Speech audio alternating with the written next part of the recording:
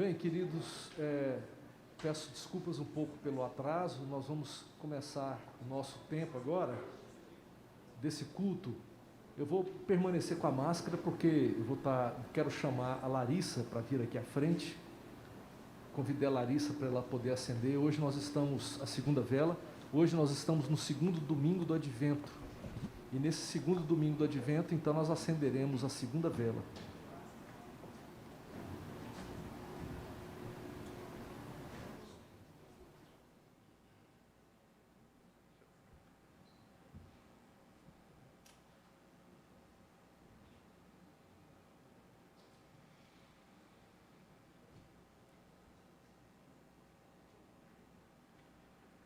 Domingo passado acendemos a primeira vela, que é a vela,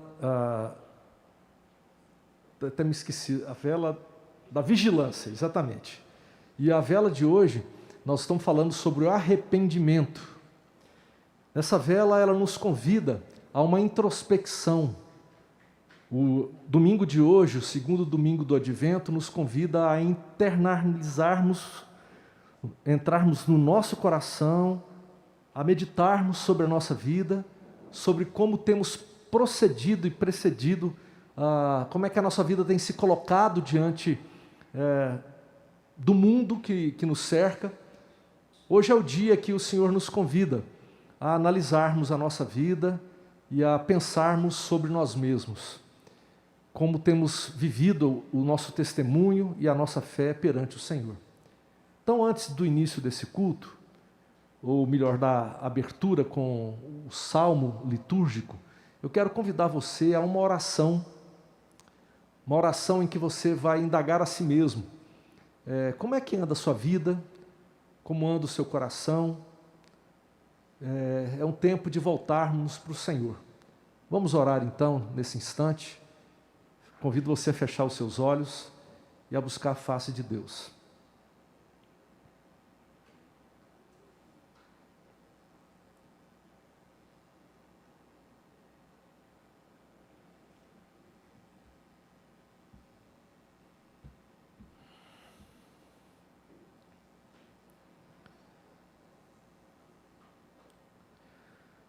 Obrigado, Senhor, porque podemos participar desse momento tão especial de culto.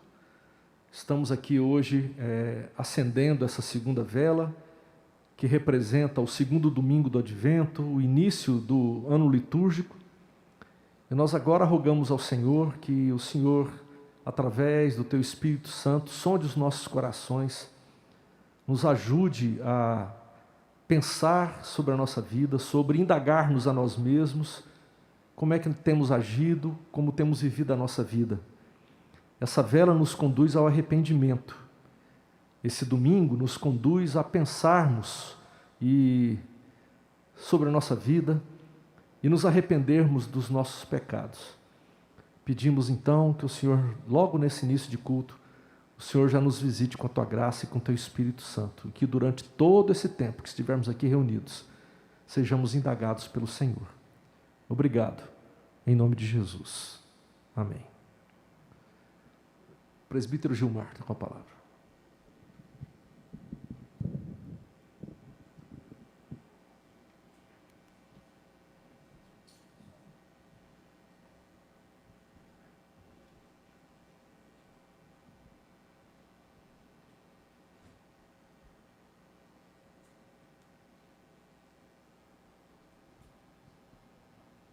Boa tarde, igreja. Boa tarde. Vamos abrir nossas Bíblias no Salmo 85, para dar início a esse período de leitura da Palavra de Deus. O Salmo 85, vamos ler nos versículos 1 e 2 e de 8 a 13. Diz assim a palavra: Favoreceste, Senhor, a tua terra, restauraste a prosperidade de Jacó, perdoaste a iniquidade de teu povo, encobriste os teus pecados todos. A partir do 8, escutarei o que Deus, o Senhor, disser, pois falará de paz ao teu povo e aos seus santos, e que jamais caiam em insensatez. Próxima está a sua salvação dos que temem, para que a glória assista em nossa terra. Encontram-se a graça e a verdade, e a justiça e a paz beijaram-se. Da terra brota a verdade, dos céus a justiça baixa o seu olhar. Também o Senhor dará o que é bom, e a nossa terra produzirá o seu fruto. A justiça irá diante dele, cujas pegadas ele transforma em caminhos. Amém? Vamos orar nesse momento. Senhor Deus, nós nos colocamos na tua presença e agradecemos por este período que abrimos a tua palavra, que lemos a tua palavra, que ela seja para nossa edificação, que ela encontre morada em nossos corações, e que, em nome de Jesus, o Senhor esteja com toda a tua igreja, seja aqui presente, seja onde quer que as famílias estejam nesse momento, em casa, em outros lugares, que o Senhor possa estar os abençoando. Abençoe, Senhor, o período de louvor que louvaremos a Ti. Abençoe, Senhor, o período da palavra que receberemos, e que, em nome de Jesus, tudo que fizermos aqui, seja para glorificar o Teu nome, seja para engrandecer o Teu nome, pois só o Senhor é digno de toda a honra, de toda a glória. Em nome de Jesus que oramos, com o perdão de nossos pecados. Amém, Senhor. Ministério de Louvor.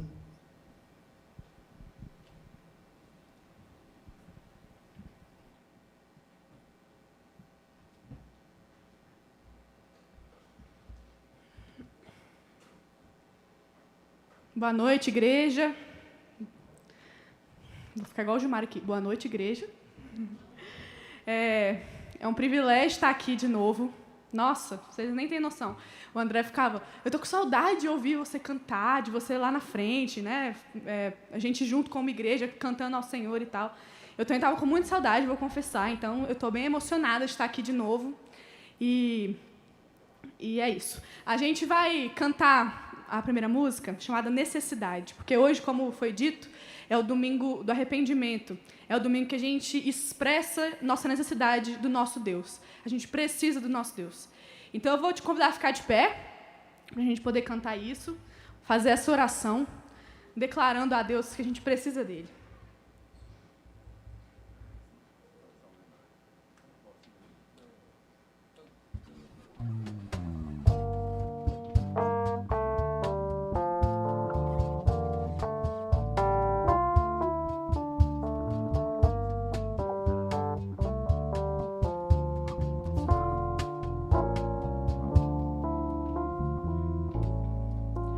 Eu creio, Senhor,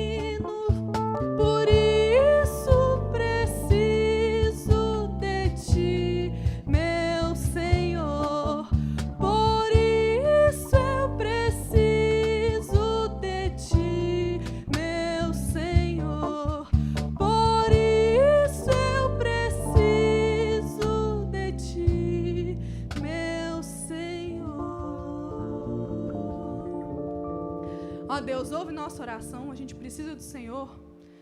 Não tem outro caminho, não tem outro jeito de andar, não tem outro jeito de viver feliz se não for na Tua presença. Então, a gente precisa do Senhor.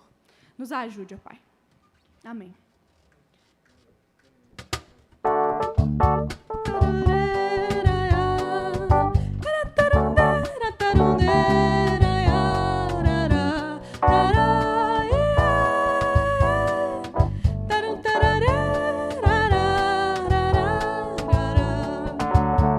Hoje é dia de festa na casa do Pai. Todo dia é festa na casa do Pai. Sempre existe uma chance, sempre há tanta esperança. Como toda criança, minha festa é na casa do Pai. Porque o filho retorna pra casa do Pai, o lugar do foguedo, casa do Pai. Nosso Deus amoroso, nosso Pai carinhoso. Todo dia é dia de folia na casa do Pai. A casa do Pai é a abundância de alegria. A casa do Pai é segurança e proteção. Na casa do Pai eu vejo tudo que não via, longe do pecado, da minha ilusão. A casa do Pai é o melhor lugar do mundo. A casa do Pai, casa de oração. Casa do Pai, anel no dedo, pão e vinho. Casa do Pai é o nosso próprio coração.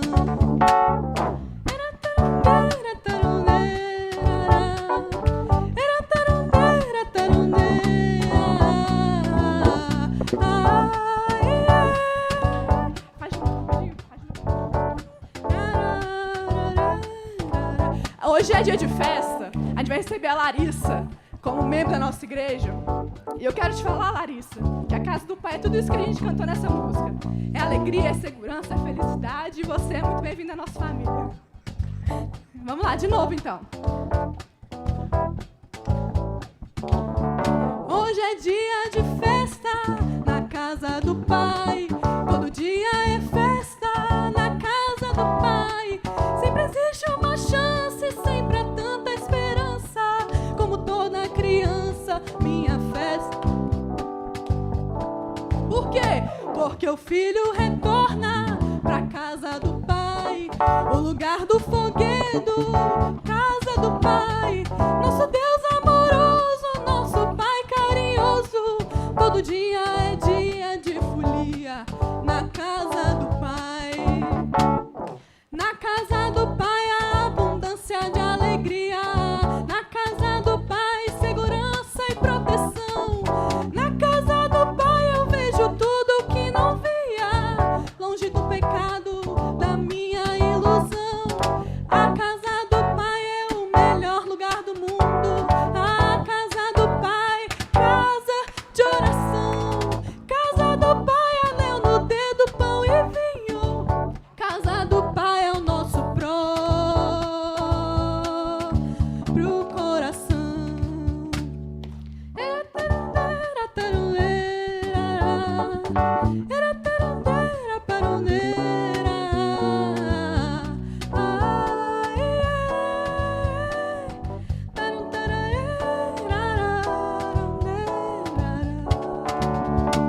Amém.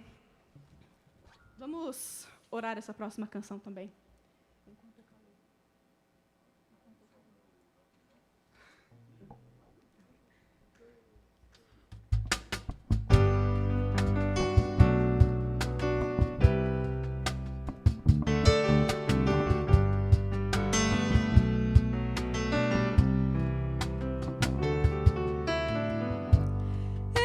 Enquanto eu calei,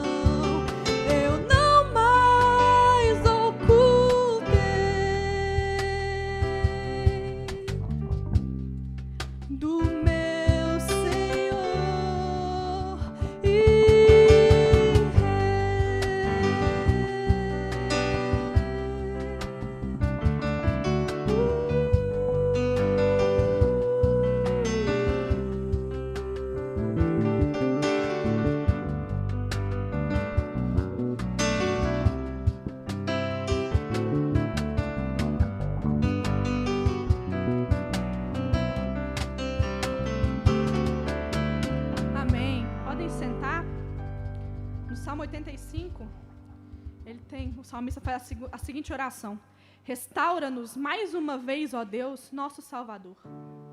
E no final ele diz assim: mostra-nos o teu amor, ó Senhor, e concede-nos a tua salvação. É isso que a gente vai cantar agora.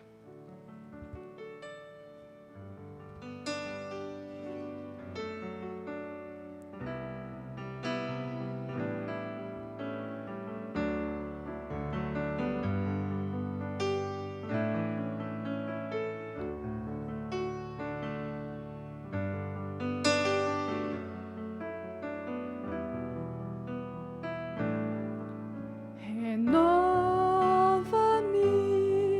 Senhor Jesus. Já não quero ser igual. Renova-me, Senhor Jesus. Põe em mim teu coração, porque tudo que há dentro de mim necessita ser mudado, Senhor, porque tudo que há dentro do meu coração necessita mais de ti.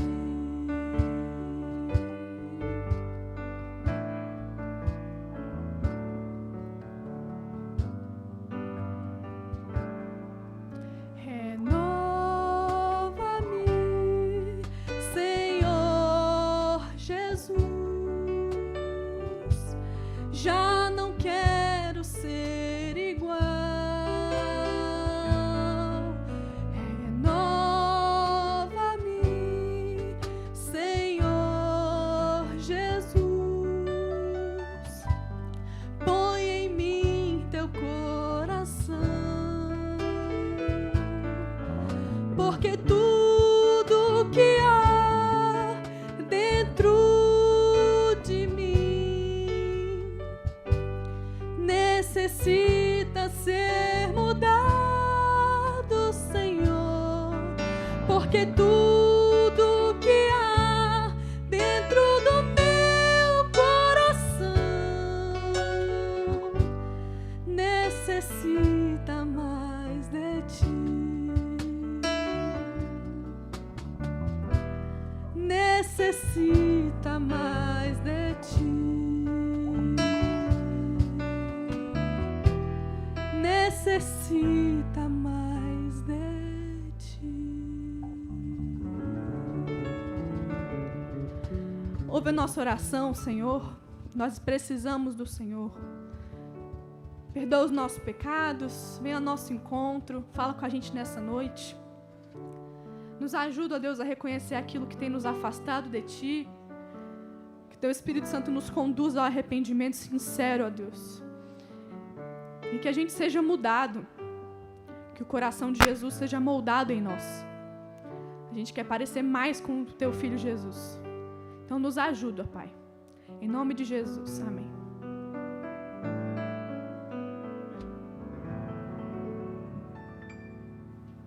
Som? Amém.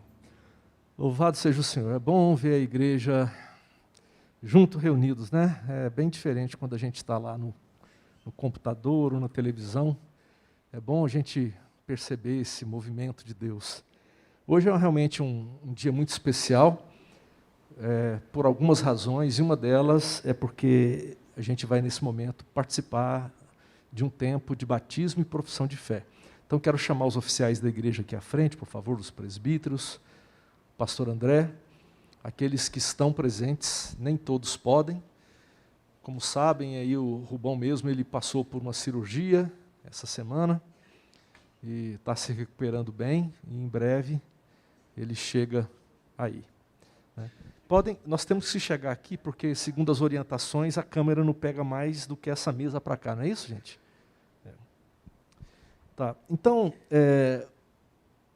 deixa eu contar uma rápida história. Algum tempo atrás, nós começamos um novo grupo de escola dominical, uma nova classe, e nós temos, dentre as classes que se renovam, uma que é permanente, chamada Fundamentos da Fé. Através dessa sala, aquelas pessoas que estão migrando para a Igreja Presbiteriana do Lago Norte, ou então, aquelas pessoas que já frequentam a igreja, mas querem se comprometer por meio do batismo e da profissão de fé, essa é uma classe apropriada para esse grupo de pessoas. E a Larissa apareceu. É uma estudante da UNB, ela era uma mestranda, e aí ela começou a participar dos cultos da igreja, nas terças, depois também nos domingos, e aí ela ficou sabendo da classe e ela veio e participou. Só que essa classe, as últimas lições dela aconteceram já no período da pandemia. E como a UNB parou, a Larissa então foi para a cidade dela, lá no interior do Ceará, para a casa dos pais, e sempre frequentando a classe, frequentando os cultos, participando de todas as atividades da igreja, ela sempre estava lá. E aí, quando chegou então o dia da gente perguntar aos alunos quantos queriam ser batizados, fazer sua profissão de fé, ela falou, eu quero. Aí nós ficamos muito felizes, né? Só que ela estava no Ceará. E ela falou, quando eu for a Brasília, eu queria então participar desse momento especial. E ela veio, e eu queria chamar a Larissa aqui à frente, por favor. Então, a gente está muito feliz. O testemunho que a Larissa tem é um testemunho muitíssimo vibrante daquilo que o Senhor opera na vida das pessoas. Você sabe a emoção da gente. Eu sei que você também está muito emocionada, não é? E ela está agora está na seleção para o doutorado. Se tudo der certo, são mais 4 anos em Brasília. E a gente está pedindo a Deus, ora aí, gente, por isso, né, que se Deus quiser, ela já foi aprovada na primeira e na segunda momentos aí, agora tem que somar umas notas para a decisão final. E a gente está aguardando, então, que Deus realmente abra essas portas. Larissa, o seu testemunho é muito bonito, né? E o fato de você estar aqui nos anima, você não sabe o tanto, nós como pastores da igreja. Você um dia, então, teve esse encontro com Jesus e você desejou tornar-se verdadeira discípula de Cristo, professando a fé. A palavra do Senhor diz que aqueles que o receberem, né, e aqueles que professarem que Ele é o Senhor de suas vidas nessa terra, Ele também, diante do Pai, os acolheria. Mas aqueles que negassem a Jesus diante dos homens, também seriam negados por Jesus diante do Pai. Então esse ato que você faz, ele tem uma profunda significação, mais do que institucional, muito mais do que institucional.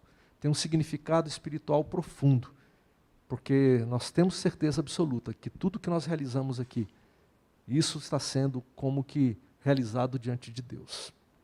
Por isso eu gostaria de fazer algumas perguntas e peço que você me responda com toda a sinceridade de seu coração. Larissa, você crê em um só Deus que subsiste em 3 pessoas: o Pai, que é o Criador de todas as coisas visíveis e invisíveis; o Filho, que foi concebido por obra do Espírito Santo, que nasceu da Virgem Maria e realizou sua obra e ministério entre os homens, mas ele também morreu pelos nossos pecados e ressuscitou para a nossa justificação. E você crê também no Espírito Santo, que é o santificador das nossas almas e aquele que nos dá a vida, crê? Sim. Sim. Pronto. Você crê que as Escrituras Sagradas do Velho e do Novo Testamento são a palavra de Deus e a única regra de fé e prática dada pelo Senhor à sua igreja, e que são falsas todas as demais doutrinas, cerimônias, palavras de Deus? Sim, eu creio. Você confessa que você foi concebida em pecado, que por natureza você é incapaz de cumprir perfeitamente a lei de Deus, que você é inclinada, como nós somos, a fazer e a amar o que essa lei condena, tendo pecado muitas vezes por pensamentos, por palavras e por obras. Você confessa isso? Sim. Você crê que o sangue de Jesus purifica você de todo pecado e que não há outro meio de alcançar o perdão e o poder santificador senão a graça do nosso Senhor Jesus Cristo e a obra do Espírito Santo que Jesus dá a todo aquele que lhe pede? Creio. Amém. Bem, se você é pecadora e você confessa que Jesus pode resolver os seus problemas, né? Ele pode resolver a sua situação diante do Pai, você está sinceramente arrependida do mal que você tem feito, está resolvida a fazer uso diligente de todos os meios de graça que o Senhor mesmo ordenou, a igreja, a leitura da palavra, a oração, a convivência, a comunhão com os irmãos, a participação da Santa Ceia, dentre outros, deixando de fazer o que Deus proíbe que nós façamos por meio da palavra e fazendo a vontade do Senhor, obviamente auxiliados por sua graça. Você confessa isso, deseja isso para o seu coração? Sim. Por último, então, você promete que, como membro desta igreja, você se sujeitará à disciplina desta igreja e às autoridades constituídas nessa comunidade para o ensino e o governo dela, enquanto esses líderes, obviamente, forem fiéis às Sagradas Escrituras. Você promete isso? Sim. Então, de acordo com as suas palavras, Larissa, eu quero dizer que você é recebida igualmente no reino dos céus. E nesse momento nós vamos participar desse momento tão especial do batismo. Sabemos que a água é pouca, ela não pode lavar o seu corpo, quanto mais a sua alma, né?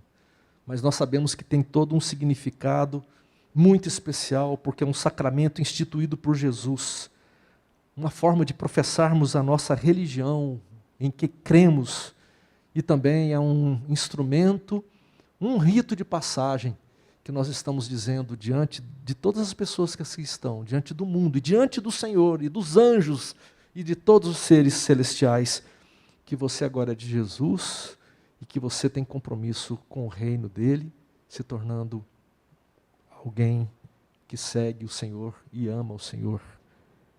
E nós vamos fazer isso nesse momento. Amém? Peço, pastor, a um dos presbíteros, o Gilmar, que puder pegar, por favor,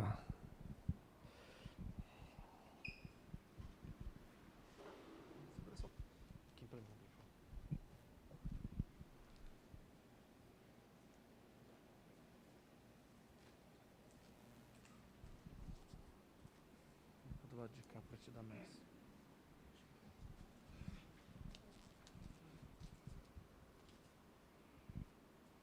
Vamos pegar aqui.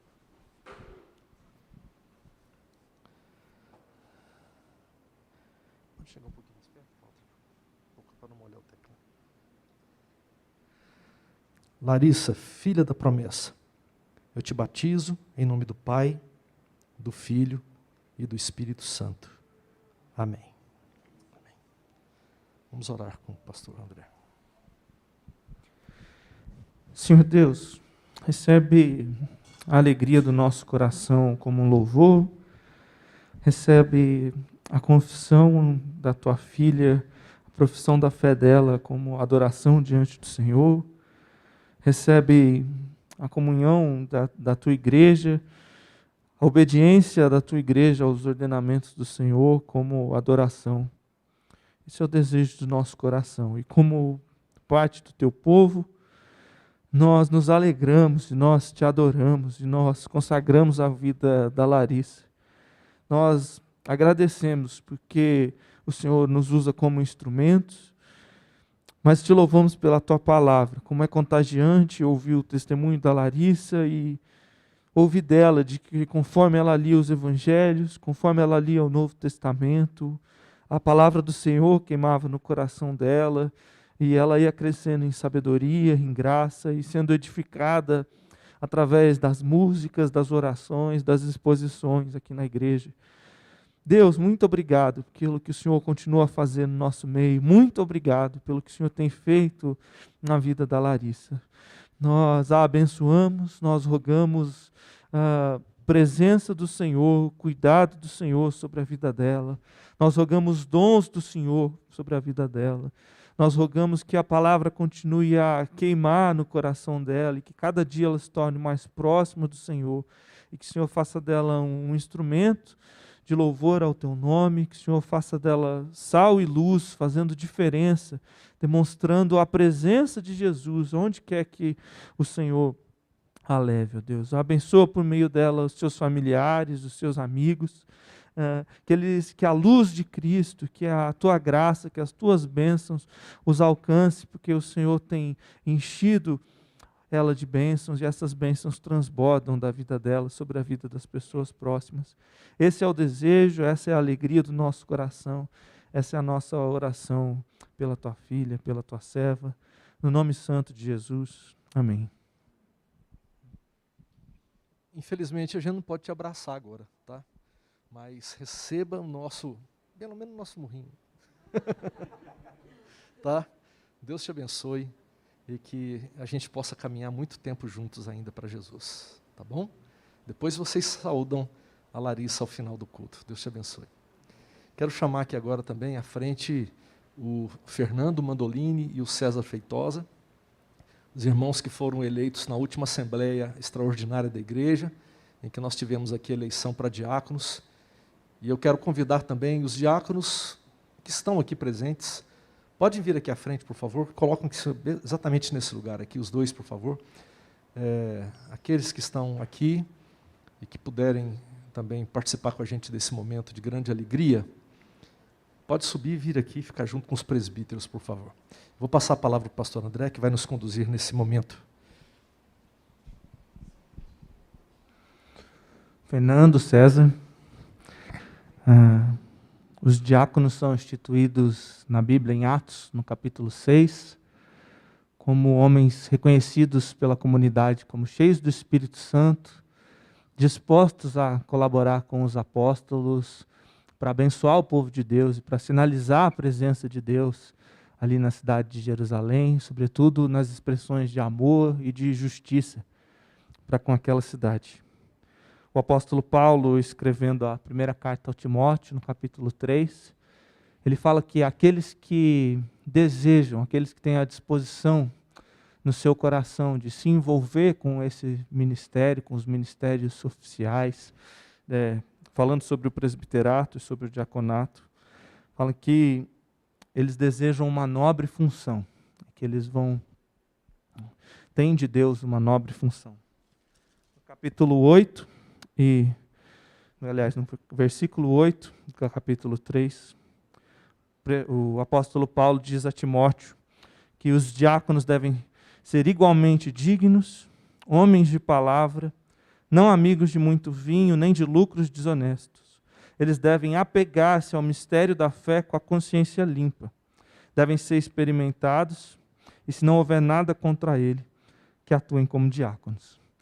Como igreja presbiteriana do Lago Norte, a gente fica muito feliz de, por meio da eleição, testemunhar a experiência, o apego de vocês à fé, a consciência limpa, a dignidade de vocês. E conforme o desejo expresso pela Assembleia, o reconhecimento da Assembleia da Igreja, desses dons, os quais Deus tem dado a vocês e a disposição de vocês de servirem, eu queria fazer as perguntas constitucionais, as perguntas formais para esse momento. Vocês acreditam nas Escrituras do Velho e do Novo Testamento, confessando que elas são palavras de Deus, as regras de fé e prática para a nossa vida? Sim. Vocês reconhecem os símbolos da igreja, a confissão de fé e o catecismo, como uma exposição fiel dessas doutrinas, respeitando as Escrituras? Sim. Vocês participam, sustentam e aprovam as formas de governo adotadas pela igreja? Sim. Vocês aceitam o ofício do diaconato nessa igreja, prometendo executar fielmente essas funções com todos os deveres e responsabilidades dela? Sim. Vocês prometem procurar manter e promover a paz, a unidade, o serviço e a edificação da igreja? Sim. Eu queria pedir que a igreja se colocasse de pé, especialmente você, que é membro dessa comunidade. E eu pergunto a vocês que são membros dessa comunidade, vocês que são membros dessa igreja, vocês reconhecem esses irmãos como nossos diáconos, ministros de Deus sobre nós? queiram levantar uma das mãos. Vocês prometem honrá-los, animá-los, incentivá-los à obediência do Senhor, para que, conforme a palavra de Deus e a constituição da igreja, eles possam exercer esse ofício que eles assumem. Convido todos a fecharem seus olhos, a orarmos.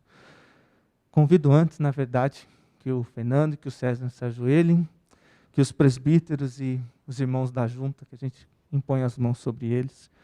Você do seu lugar, também sinta-se à vontade, que a gente possa abençoá-los nesse momento.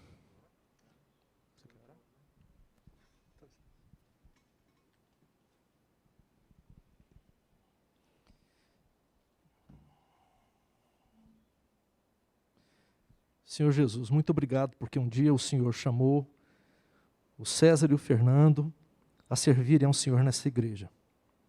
E muito obrigado porque nesse envolvimento de fé, eles se colocaram à disposição. O Senhor sabe que não foi a primeira vez que eles concorreram a uma eleição. No entanto, o Senhor estava preparando-os para o tempo oportuno, trazendo o amadurecimento necessário para que eles pudessem realizar bem o ofício que o Senhor os chamou. E nós estamos muito felizes, porque tanto o César quanto o Fernando são irmãos muito queridos, e porque são pessoas que têm dedicado sua vida ao serviço do Senhor. E agora, Pai, nós estamos aqui em nome do Pai, do Filho e do Espírito Santo, consagrando os teus filhos para o ministério, para o serviço diaconal, junto com esses irmãos que já trabalham aqui na sua comunidade. Dá a eles o poder, a graça, a sabedoria, o discernimento. Dá a eles um coração do Senhor Jesus, para que eles possam, assim, servir bem essa igreja e servir bem ao teu reino. Ajuda-os, nós te rogamos e te clamamos, ó Pai, em nome de Jesus. Amém. Podem se levantar? Bem, Fernando e César, vocês então estão devidamente empossados, ordenados, melhor dizendo. Participamos aqui desse momento de ordenação, e não só ordenados, mas agora vocês estão empossados, investidos de autoridade perante Deus e perante a igreja, para executarem e realizar o serviço, fielmente o serviço que o Senhor deu a vocês. Sejam fiéis e honrem ao Senhor Jesus com esse ministério, para a glória dele. Infelizmente, não dá para abraçar, né? Mas na hora que vocês forem para lá, passem perto de suas esposas, familiares, eles vão abraçar em nome da igreja, tá bom? Podem ir, obrigado, irmãos.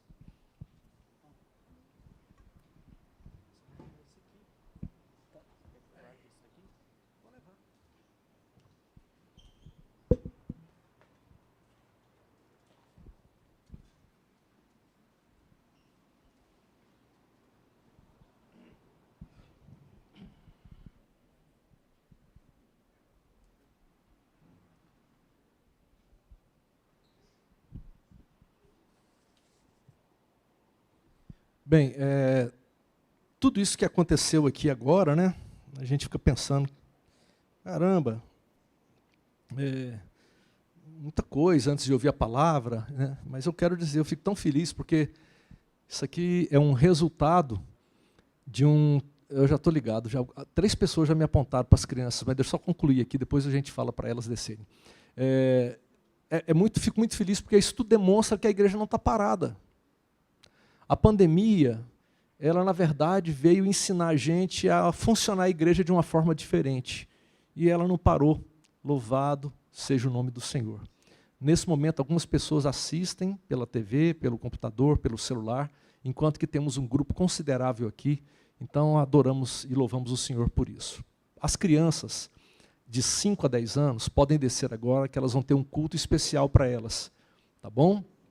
Os pais podem ficar despreocupados, está tudo lá esterilizado, tudo preparado para acolher bem os seus filhos.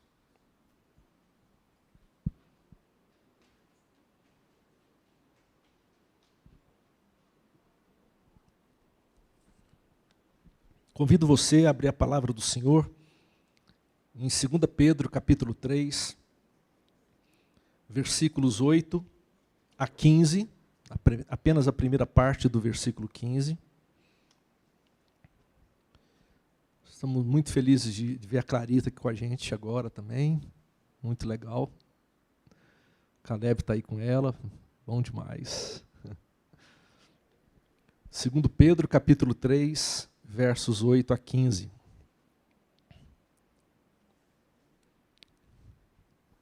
Diz assim a palavra de Deus: não se esqueçam disto, amados. Para o Senhor um dia é como 1000 anos, e 1000 anos como um dia. O Senhor não demora em cumprir a sua promessa, como julgam alguns. Ao contrário, Ele é paciente com vocês, não querendo que ninguém pereça, mas que todos cheguem ao arrependimento. O dia do Senhor, porém, virá como ladrão. Os céus desaparecerão como um grande estrondo. Os elementos serão desfeitos pelo calor, e a terra e tudo o que nela há será desnudada. Visto que tudo será assim desfeito, que tipo de pessoas é necessário que vocês sejam? Vivam de maneira santa e piedosa, esperando o dia de Deus e apressando a sua vinda. Naquele dia os céus serão desfeitos pelo fogo e os elementos se derreterão pelo calor. Todavia, de acordo com a sua promessa, esperamos novos céus e nova terra, onde habita a justiça. Portanto, amados, enquanto esperam estas coisas, empenhem-se para serem encontrados por Ele em paz, imaculados e inculpáveis. Tenham em mente que a paciência de nosso Senhor significa salvação. Até aí, para a glória do Senhor. Hoje nós estamos celebrando, como já foi dito logo no início do culto, o 2º domingo do Advento. Esse dia nos alerta ao arrependimento, como já foi dito. O Advento são esses 4 domingos que antecedem o Natal. Então hoje nós estamos no 2º, e essas velas representam então como que aguardando essa luz que vai crescendo, crescendo, crescendo, até encher por completo a nossa vida.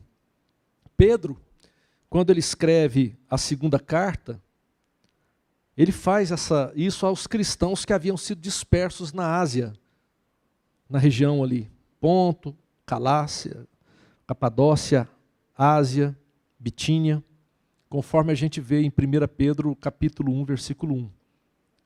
Na primeira carta a gente vê Pedro escrevendo aos crentes que passavam pelo sofrimento. Lembram dessa carta? A tônica dela é o sofrimento. Esses crentes haviam sido espalhados por aquela região e estavam sendo perseguidos. Queriam destruir a igreja de Jesus, queriam quebrar a igreja de Jesus. Então Pedro traz uma palavra de conforto, consolo. Suportem as perseguições, sejam firmes nas lutas.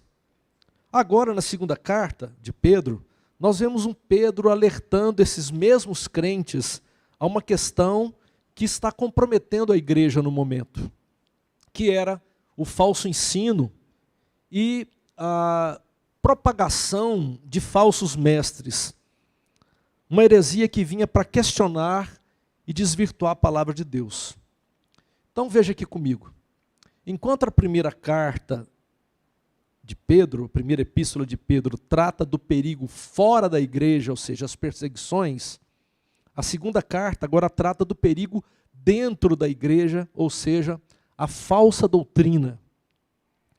No capítulo 2 de 2 Pedro, nós vemos que ele fala sobre os falsos mestres e sobre a destruição que esses estavam causando à igreja de Jesus. Lá no capítulo 2, versículo 1, acompanhe por favor comigo, diz assim: no passado surgiram falsos profetas no meio do povo, como também surgirão entre vocês falsos mestres. Estes introduzirão secretamente heresias destruidoras, chegando a negar o soberano que os resgatou, trazendo sobre si mesmos repentina destruição. Então veja, o texto Pedro está nos ensinando aqui que esses falsos mestres foram introduzidos na igreja e eles estavam agora introduzindo secretamente heresias destruidoras que chegavam a ponto de negar a Jesus.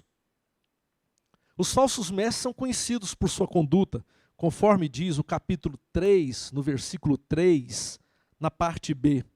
O texto fala de zombadores, que eram zombadores que andavam segundo suas próprias paixões. Ou seja, esses falsos mestres são heréticos quanto à doutrina. E mais, o capítulo 2 diz que eles são devassos quanto à conduta. O capítulo 2 traz uma descrição desses homens. Diz que eles são arrogantes, sem medo de difamar aquilo que desconhecem, são criaturas irracionais, são guiadas pelo instinto, são corrompidas pela própria corrupção.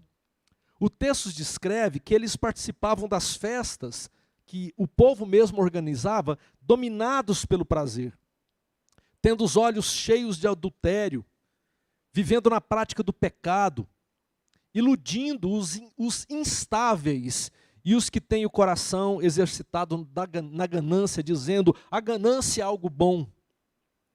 E a estes que caem nesse erro de abandonar a verdade, trocando a mentira de tais profetas, ou melhor, trocando a verdade do Senhor pela mentira de tais profetas, Pedro diz que eles estão em situação pior do que inicialmente estavam quando não conheciam o Senhor. As expressões são duras, diz que eles são como cães que voltam ao próprio vômito, ou são como a porca que depois de lavada, volta rapidinho para revolver-se na lama, conforme diz o capítulo 2, versículo 22. Então perceba que esses homens, esses falsos mestres, eles mostravam através da sua conduta na vida, que eles não tinham compromisso com o Senhor. E infelizmente, os dias de hoje estão cheios ainda desse tipo de gente. Precisamos nos precaver. Não se iluda por uma boa pregação. Veja o estilo de vida de quem prega. Isso é muito importante. No capítulo 3, eles agora aparecem como escarnecedores, zombando da ideia da volta de Jesus. É exatamente sobre isso que o capítulo 3 fala, a volta de Jesus. E Pedro introduz o tema exatamente mostrando como esses homens agiam com respeito à volta de Jesus. Eles diziam: o que houve com a promessa da vinda de Jesus? Desde que os antepassados morreram, tudo continua como desde o princípio da criação. Versículo 4. Ou seja, o que eles estavam dizendo: Jesus não vem a coisíssima nenhuma. Isso é papo de fanático. Isso é papo de religioso. Participando de um congresso algum tempo atrás, eu ouvi um conhecido pastor que vive um terrível declínio espiritual responder uma pergunta que o auditório fez a ele. A pergunta era: o que você tem a dizer sobre a volta de Jesus? Esse pregador, ele disse: qual? Qual volta você está dizendo? Aquela que ele apareceu a Pedro? Ou aquela que ele apareceu aos discípulos antes de sua ascensão? Com isso ele dizia: Jesus já veio. Ele não voltará mais. Ou seja, negava a volta de Jesus, segundo a própria palavra nos aponta e nos diz. Por isso a advertência de Pedro. Lembrem-se, capítulo 3, versículo 2. Recordem das palavras proferidas no passado pelos santos profetas e do mandamento do Senhor e Salvador que os apóstolos de vocês lhes ensinaram. Recordem, lembrem-se. A igreja precisa ser sempre despertada. Porque se ela não for despertada, o inimigo vai cercar uma igreja adormecida e vai aproveitar da letargia espiritual dessa igreja para cegar-lhes o entendimento. Pedro estava naquela altura dizendo: a volta de Jesus não é uma invencionice dos apóstolos, como esses homens dizem. Desde o Velho Testamento, as promessas da volta de Jesus foram entregues aos seguidores, aqueles que amavam o Senhor. Você vê em Isaías, em Jeremias, em Daniel, em Amós, em Zacarias e vários outros lugares do Velho Testamento, profetas de Deus, declarando que o Senhor julgaria o mundo, falando sobre a volta do Senhor. Depois, o próprio Jesus fala sobre isso. Os capítulos 24 e 25 de Mateus são um arrazoado do nosso Senhor Jesus sobre a sua volta. E não só, depois percebemos que os apóstolos abordaram igualmente sobre a doutrina da segunda vinda, porque ouviram de Jesus. Praticamente todo o Novo Testamento trata da vinda de Jesus. É a doutrina mais repetida e enfatizada em toda a Escritura Sagrada. Jesus voltará. Com isso, nós entendemos que o mundo não está à solta, o mundo não está à deriva. Que o Senhor não sabia de uma pandemia, que o Senhor desconhece o que virá adiante. Embora os falsos mestres tenham criado uma teologia própria, não bíblica, para justificar os seus desvios morais, para distorcer a verdade, o certo, gente, é que a volta de Jesus se aproxima a cada dia. Presta atenção no que eu vou te dizer, o que a palavra do Senhor nos diz. Desperta, acorda. A volta de Jesus se aproxima a cada dia. A vitória do Senhor, de sua igreja, é uma questão de tempo. Tem sido difícil, tem sido complicado, tem sido pesado, é muito pecado, é muita injustiça, sabemos, mas calma, a justiça virá com toda a sua força, Jesus voltará. A chegada do reino de Deus em toda a sua plenitude é uma questão de pouco tempo. Você crê nisso? A pergunta é, você crê nisso? O que os falsos mestres tentavam fazer era desviar os crentes da realidade de um julgamento pesado de Deus na história. Não, nada diferente vai acontecer. Vivam da forma como quiserem viver. Não tem nada a ver isso. No entanto, a gente percebe que a palavra do Senhor não está brincando. Ela nos mostra que virá dias aí complicados, virão dias difíceis. Nos versos do capítulo 3, versos 5 a 7, Pedro está nos recordando o passado. Ele fala da criação do mundo. Ele diz assim, há muito tempo, pela palavra de Deus, existem os céus e a terra. Esta formada da água e pela água. Ou seja, o que Pedro está nos relembrando é sobre Gênesis. Ele está dizendo, o mundo não surgiu do nada, não surgiu do acaso. O mundo existe porque Deus criou o mundo pela sua palavra. Gênesis capítulo 1, versículo 1, no princípio criou Deus os céus e a terra. Em Gênesis capítulo 1, versículo 9, a terra em si surge da água. A terra surge da água pela palavra de Deus. Mas pela palavra que o mundo foi criado, esse mesmo mundo foi submerso por essa água e foi destruído por essa água no dilúvio, que foi o juízo de Deus. Lembram-se da história de Noé. O Deus interveio de forma drástica, manifestando o seu juízo na história. O dilúvio foi universal, atingindo toda a raça humana, toda a criação de Deus. É exatamente isso que Pedro está lembrando. No capítulo 3, versículos 5 a 7. E agora ele diz mais. Há um novo juízo anunciado. Pela mesma palavra, os céus e terra que agora existem, estão reservados para o fogo, guardados para o dia do juízo e para a destruição dos ímpios. Versículo 7. O que ele está dizendo é que, como o dilúvio foi universal, a destruição iminente pelo fogo também será universal.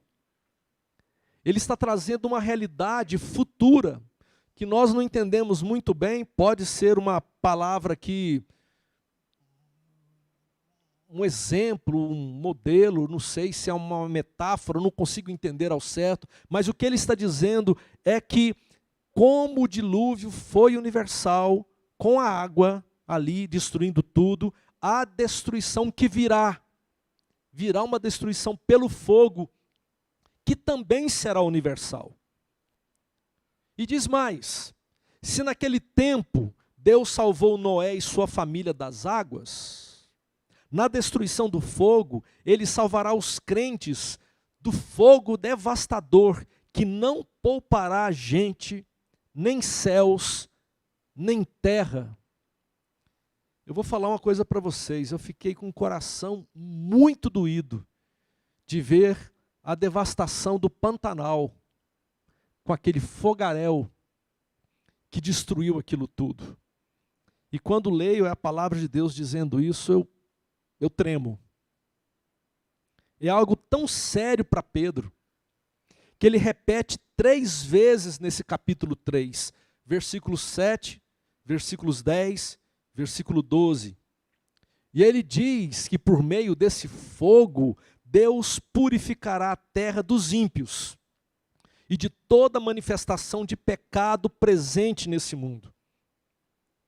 Apocalipse 6 diz que os homens poderosos desse mundo vão tentar se esconder em cavernas, ou quem sabe, eu tentando aqui na minha ideia, né, e tentar imaginar esses poderosos tentando esconder em bunkers que eles construíram para si. Mas a ira de Deus não vai atingir a todos, ninguém escapará. O dia do Senhor limpará o mundo de todo vestígio de pecado. Tudo que o homem ergueu para o seu orgulho, tudo que o homem levantou para a sua vaidade, ruirá.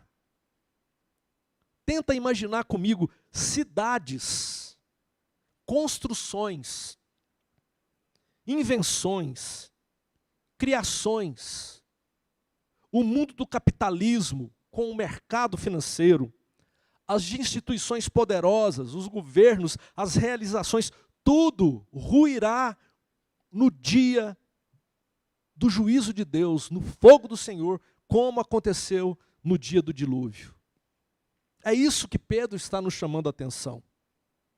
E quando estivermos diante do trono de Deus, nós não teremos absolutamente nada nosso para mostrar, porque foi tudo destruído. Estaremos nus diante do Senhor. Tudo estará desintegrado, tudo estará dissolvido. É muito dura essa palavra. Nós não podemos olhar para a volta de Jesus simplesmente sobre um prisma romantizado. Mas espera, então, já que Pedro falou isso, por que então é que Jesus está demorando em voltar?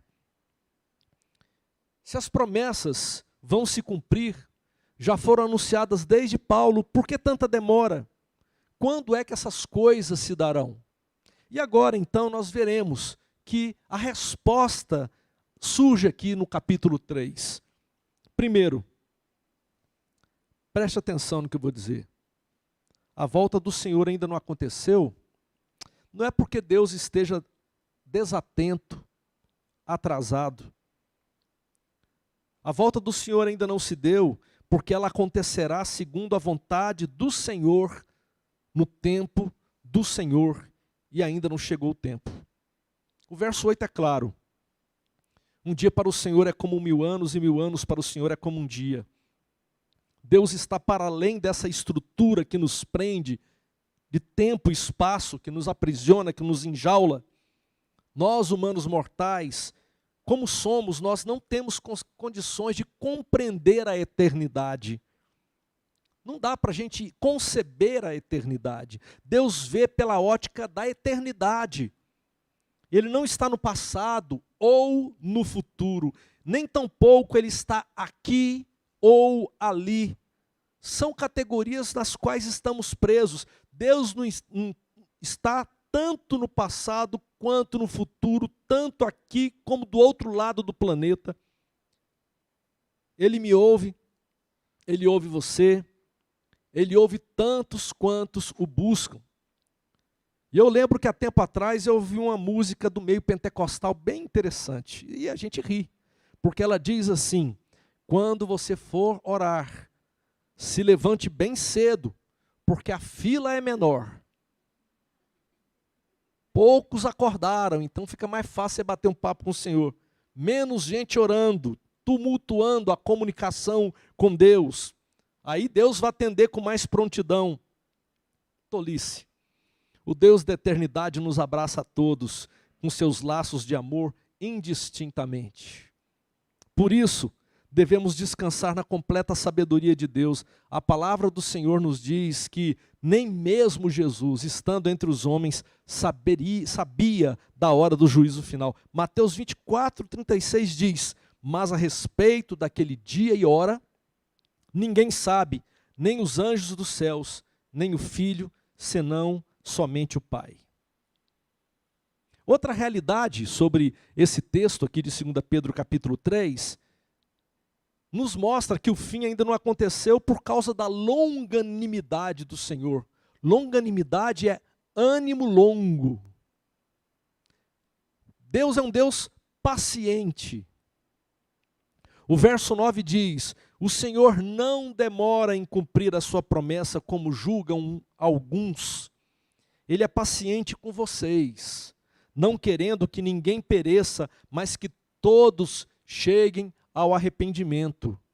Como diz, o texto diz que Deus adia a sua vinda, porque Ele deseja, Ele quer dar oportunidade que todos ouçam a palavra e se arrependam de seus pecados e voltem para Ele. A cada dia que o Senhor adia a sua vinda, é nova oportunidade para quem vive no pecado. É uma oportunidade a mais para o arrependimento.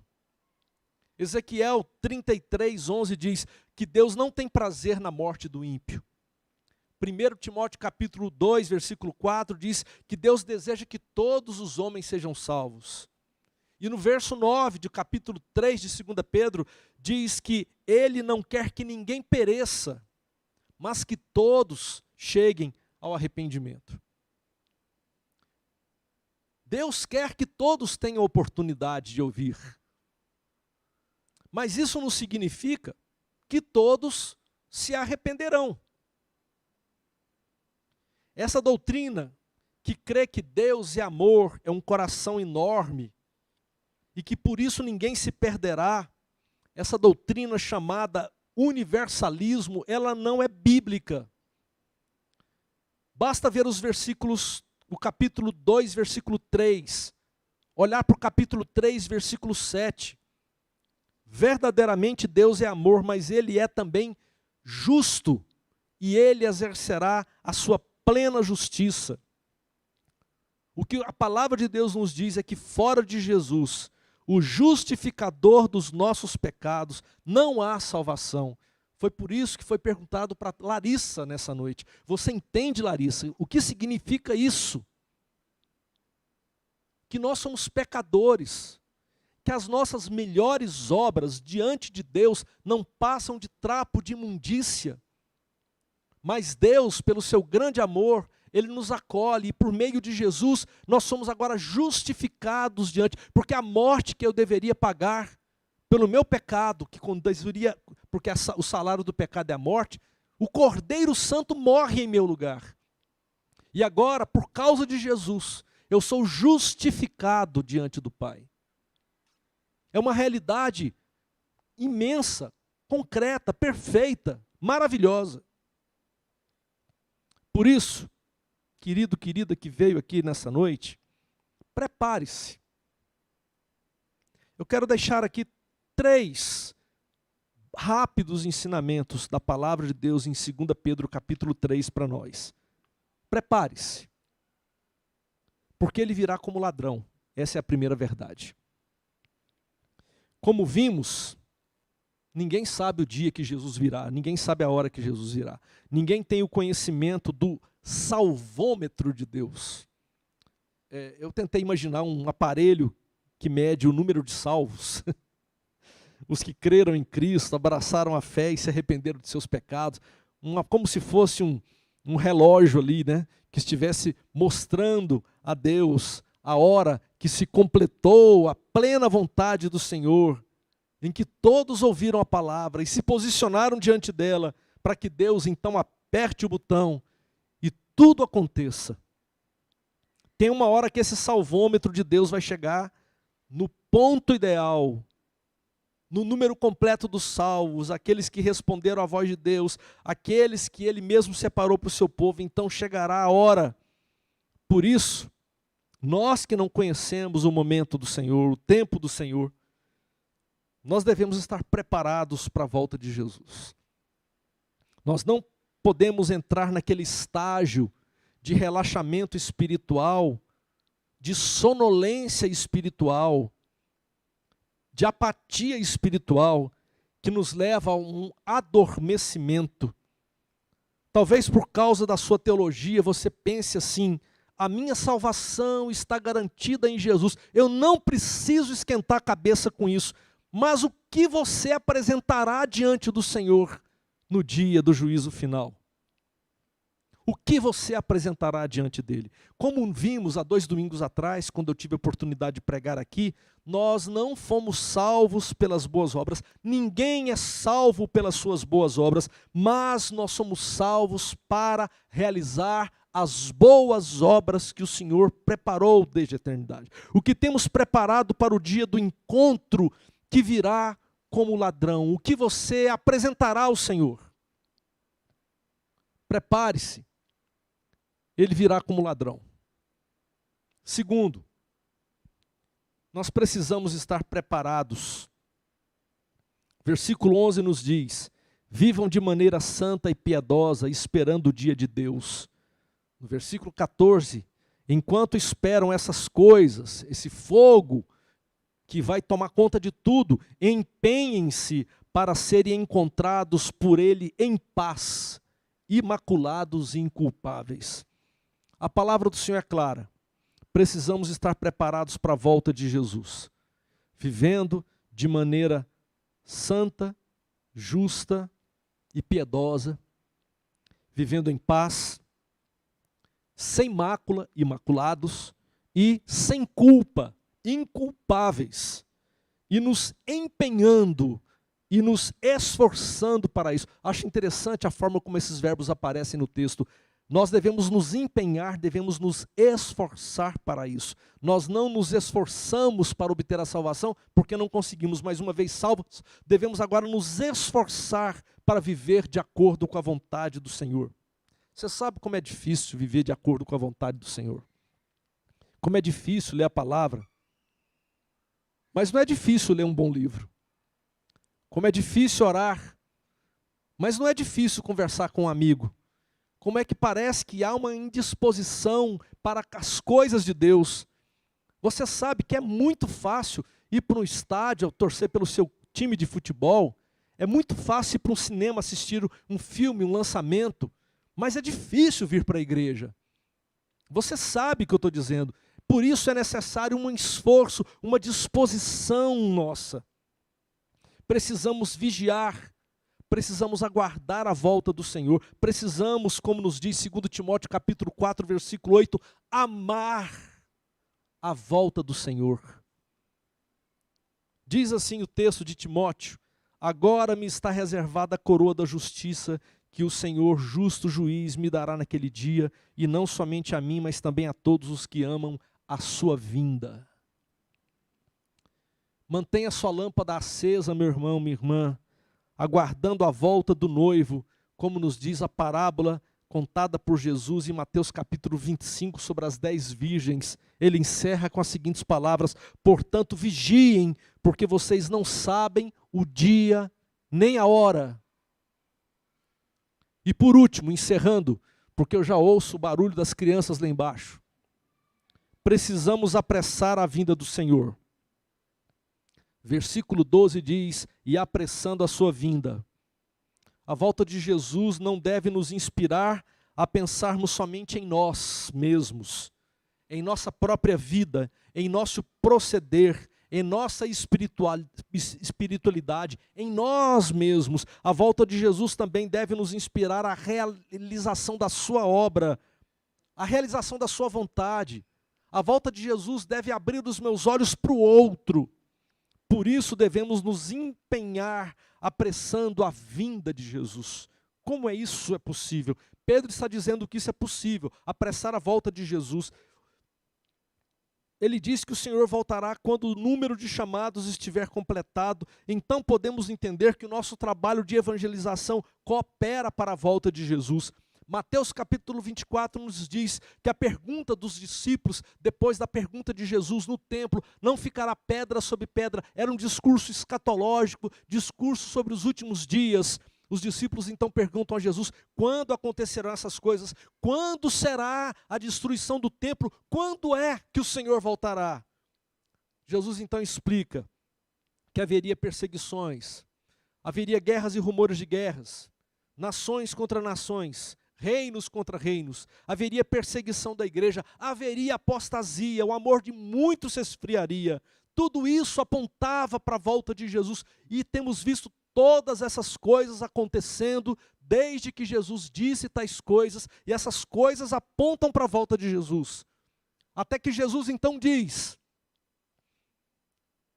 o principal sinal, a última jogada, o cheque-mate da volta do Senhor, será quando o evangelho do reino for pregado em todo o mundo como testemunho a todas as nações. Mateus capítulo 24, verso 14, e ele conclui: então virá o fim. A volta de Jesus se dará quando a igreja fiel cumprir com seu propósito de anunciar a palavra de salvação a todos, de todo o mundo. Quanto antes esse trabalho for completado, Jesus voltará. Assim, nós precisamos entender que a volta de Jesus não deve me mover apenas e tão somente a eu buscar uma vida separada, uma vida de piedade, mas igualmente a uma vida que sai, que olha o outro, que proclama, que anuncia, que revela o amor de Deus. O texto de hoje, gente, a pregação de hoje fala sobre arrependimento. Onde você se encontra hoje? Como é que está o seu coração? Como está a sua vida? O convite é a que você se arrependa dos seus pecados e que você venha a Jesus. Mas o convite também é para que você se arrependa da sua omissão na proclamação de Cristo e anuncie a Jesus e a sua vinda. O pecado não está somente naquilo que eu faço, mas também naquilo que deixo de fazer. No anúncio da verdade, arrependa-se da sua omissão. Se você verdadeiramente ama a volta de Jesus, se você aguarda a volta de Jesus, cuide-se de si mesmo e anuncie a palavra de salvação. Jesus virá a qualquer momento e nós precisamos estar preparados para essa volta. E nós vamos orar agora. E vamos ter um tempo de oração silenciosa na presença do Pai. Hoje é tempo de arrependimento. Você tem pecado por comissão ou pecado por fazer? Ou você precisa de arrepender-se pelo que tem deixado de fazer? Vamos orar ao Senhor. Feche os seus olhos. Busque a face de Deus.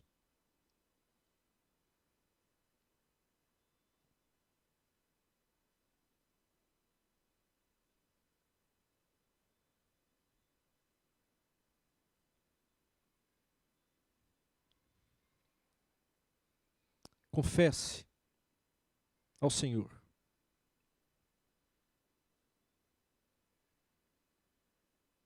Arrependa-te dos seus pecados.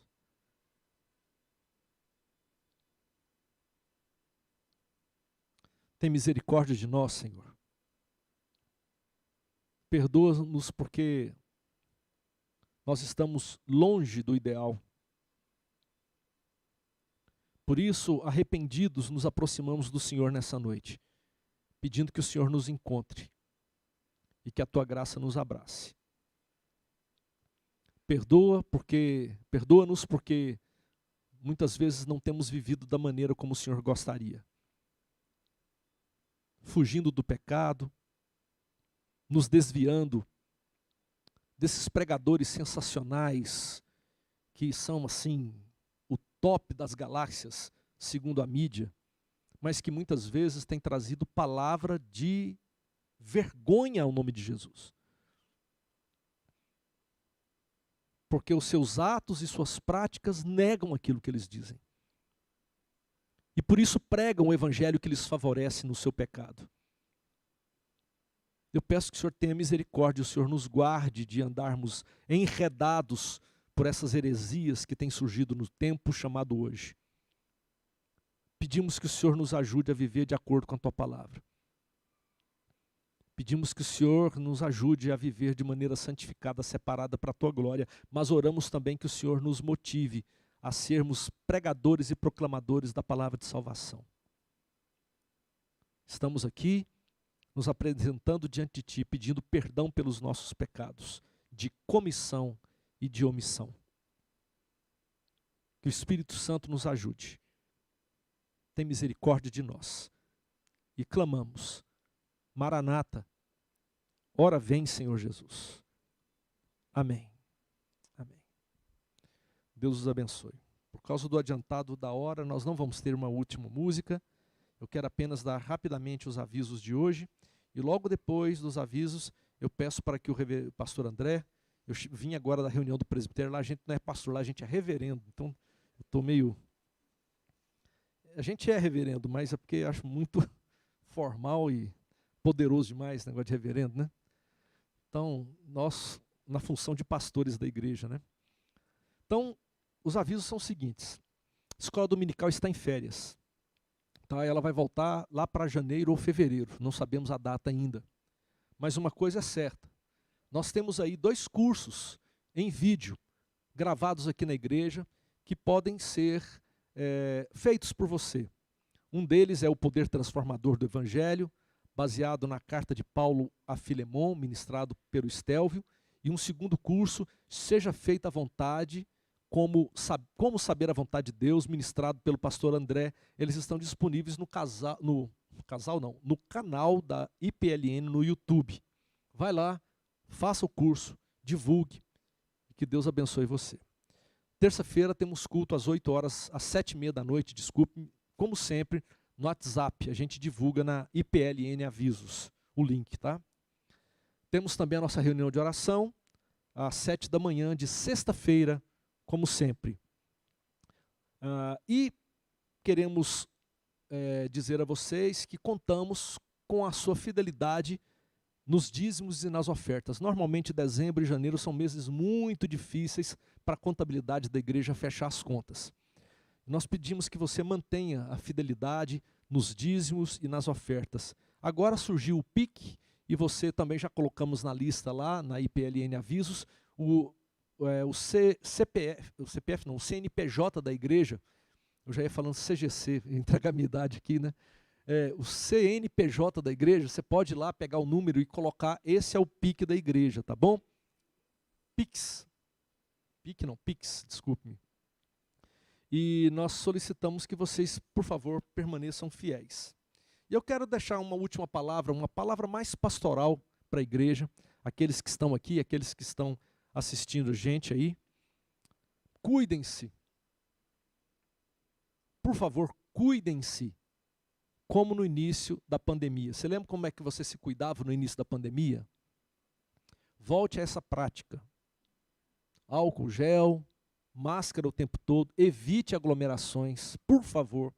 Nós estamos já percebendo que vários líderes, várias pessoas estão anunciando uma segunda onda mais terrível e muito pior do que essa primeira onda.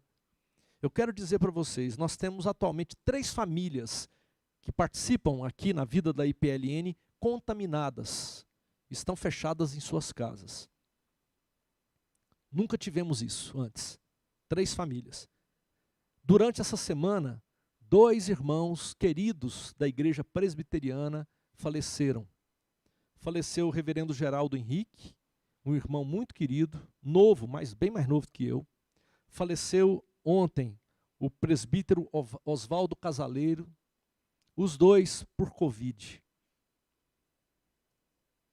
Um amigo, e outra coisa, você fala, não, mas eu não tenho problema mais não, porque eu já tive Covid, estou livre disso. Não está não. Um amigo meu, um amigo pessoal meu, um músico chamado Estevão Queiroga, ele me disse essa semana, eu estou no 2º contágio. Parece ser raro, mas eu já estou no 2º contágio, estou novamente preso dentro de casa, porque novamente o vírus me atingiu. Então, por favor, em nome de Jesus, peço que você leve muito a sério o que está acontecendo. Quando terminar o culto, por favor, não fique aqui dentro conversando. Vá para o ar livre, lá, aqui na porta, em algum lugar aqui, converse lá fora, não fique aqui. Nós estamos realizando o culto presencial tomando muito cuidado. Está certo que algumas coisas ainda nós precisamos aprimorar, é certo isso. Mas, por favor, ao sair, saiam ali, conversem do lado de fora, não fiquem aqui dentro, por favor. E cuidem-se, que Deus abençoe você, sua família, e que o Senhor nos livre de que tenhamos notícias piores nos próximos dias agora.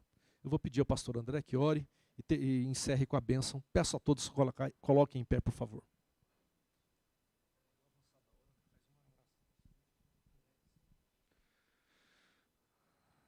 Senhor Deus, te louvamos porque tua palavra vem ao nosso encontro, nos confrontando, nos convocando ao arrependimento e nos consolando.